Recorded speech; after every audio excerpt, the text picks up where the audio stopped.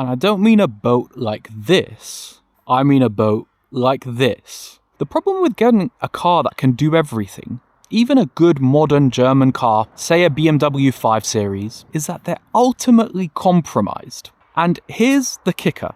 I think people are making the wrong compromise. Because if you're honest with yourself, when's the last time you've gone full throttle in your car? When's the last time you really pitched it into a corner near the limit of how fast it could go? Almost never, right? Even me, who talks about performance driving all the time and loves driving hard on the road, the truth is that driving is maybe 10% of my time. And Mick drives cars. For your average person, maybe 1% of the time they're driving the car, they're actually even going like 7/10. What you're doing the other 99% of the time is driving normally on shit roads.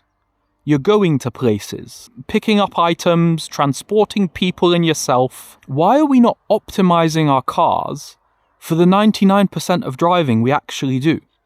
Why are we making concessions to that 99% in order to have a slightly better 1% of performance driving? This is why I'm done with the Audis, the BMWs of this world. Once you've driven an actually comfortable car, if you've ever been in, a Lexus barge, one of the bigger SUVs, a Range Rover or something, you'll understand that there's a certain veil that just separates you from the rest of reality that is incredibly nice. That's why I think cars like this should be more popular.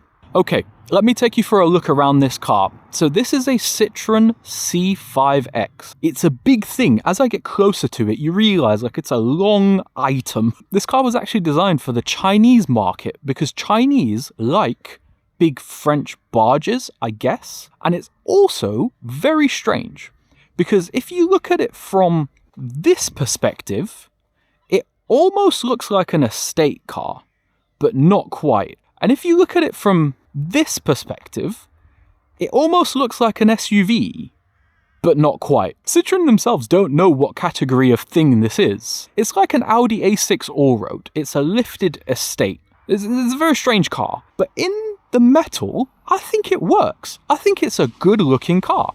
There's a number of engines you can get. You can get a hybrid. You can get a little 1.2. They're all auto. Honestly, it's irrelevant what's under the bonnet here. It has cool features like... That's pretty cool. It's got a massive boot. It makes that noise when the boot closes. I don't know why. They came in a number of trims. I got the very highest trim, so it has some really nice goodies that I'll tell you about in a sec. Onto the comfort features. Citroën were always known for their hydraulic suspension, right? It rode like a cloud. At one point, Rolls-Royce were using it because it was the best technology. What they've done here is, because that system was very complicated and broke and expensive to fix, they've combined it with normal coilover suspension. So you've got normal springs and shocks, but rather than having a normal bump stop, they have that hydraulic technology inside the bump stop. So when you get to the end of the travel, you don't get a thump, you get another extra little bit of suspension. We'll get out on the road and I'll show you just how well that works. This car also has a camera up here which scans the road that you're about to drive over and adapts the suspension to be extra comfortable for the potholes or movements in the road that you're about to experience, which is an incredibly trick system and works shockingly well. There's more comfort inside. These seats are the most comfortable anything I have ever sat in. I don't even think my armchair at home that I read in is as comfortable as these, because what they've done is they've made a normal seat and then they've put, like you would on a mattress topper, they've put an extra layer of memory foam inside the seat. Super soft, plushy. You want to see something really cool? I'm going to put the seat in my wife's position. Yes, she's short. And now, look at the miles of legroom in the back. Even in that seat, the legroom is ridiculous. But look at this. What? And they don't cheap out. They give you that same padded craziness in the seats in the back as they do in the front. You know when you close these doors some craziness happens because it feels like the outside world just shuts up. It's so quiet and isolated in here. Double glazing on the glass, on the rear windows, front windows, and the windscreen. That's what the highest trim Shine Plus gets you. Normally you only get it on the windscreen. I mean, listen to that. It sounds hollow. It's so cool. If I was a kid and I was back here and we were just going on road trips, I would be the happiest creature on the planet. See how much louder it is out here? In here it's lovely. You've got lots of wood, electric everything. The AC is great. You've got a screen. The best heads-up display I've ever seen. Better than my BMW M2s. We'll get onto that on the road.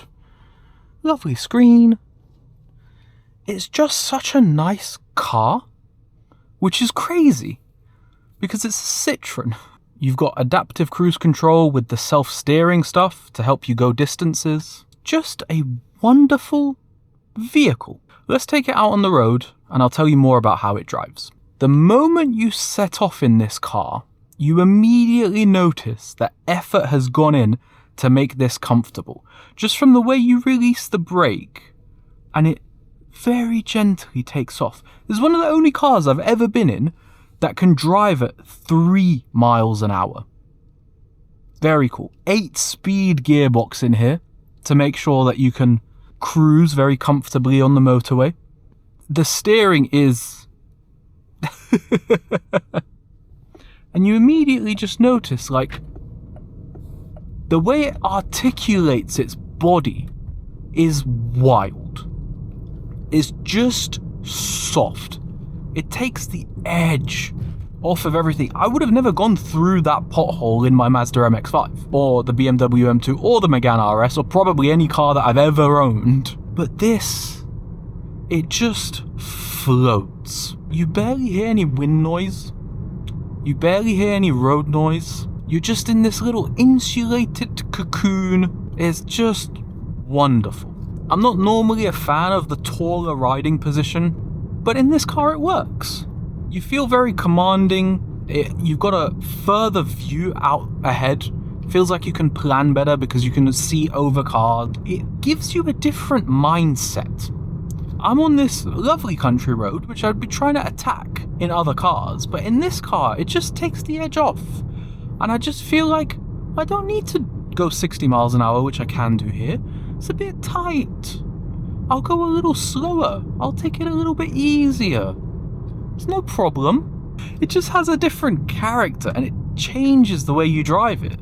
You go through these massive holes in the ground and the car's just like, but so cool. This car is just like, yeah, this is the road. I'm gonna follow it and it doesn't matter. Whatever will come in my way will be dispatched.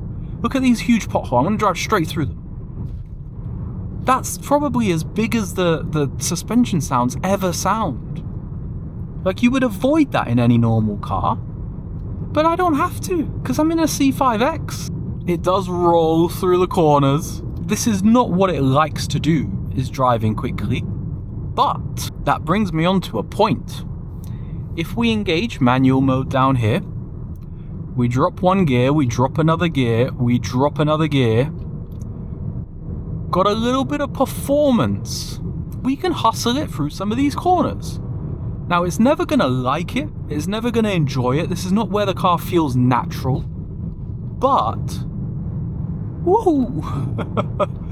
Because the car's so soft and it doesn't have a huge amount of ultimate grip, you can play with it a little bit more at lower speeds. It doesn't feel natural doing that, but it's enjoyable. You see, in my MX-5 at a junction like this, I'd be thinking, oh yeah, I'm going to turn the traction control off. I'm going to absolutely send it. It's not necessary. Just a little bit of half throttle and I'll gently get up to the speed limit. Look at this now. I'm traveling at 60 miles an hour. I can whisper and you can hear me perfectly. It's just lovely. Some people would call this car underdamped, and potentially a little bit, but that is the character. The car's meant to move a little bit. It's meant to be a little bit floaty. And let me tie this into the bigger picture.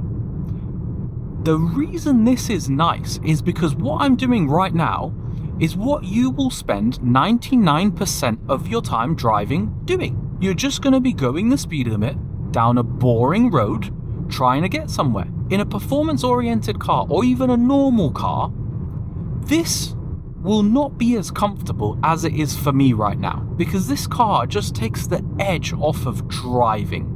And a lot of the times, driving is not there to be enjoyed, it's just there to get you somewhere. And in those situations, wouldn't you rather be comfortable and lovely in massive armchairs with a car that takes the edge off the world? Isn't that better? I'll leave that for you guys to decide. My name's Mick. I drive cars. Peace.